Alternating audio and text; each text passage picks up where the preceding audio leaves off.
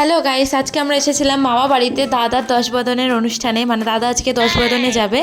তো যাই হোক, বিয়ের ভিডিওটা তোমাদের সাথে শেয়ার করতে পারিনি, কারণ দাদা কোনো অনুষ্ঠানই করেনি। কারণ দাদার প্রেমিকাকে বিয়ে করে ফেলেছে, তো সেই কারণে সেই আনন্দে আর কি মানে আমাদেরকে বলতে ভুলে গেছে, অনুষ্ঠান করে খাওয়াতে ভুলে গেছে। আর এই যে আমার সুন্দরী কিউট ভাবি বসে আছে সাজুগুজু করে, আর এটা আমার একটা বোন, মামার মেয়ে।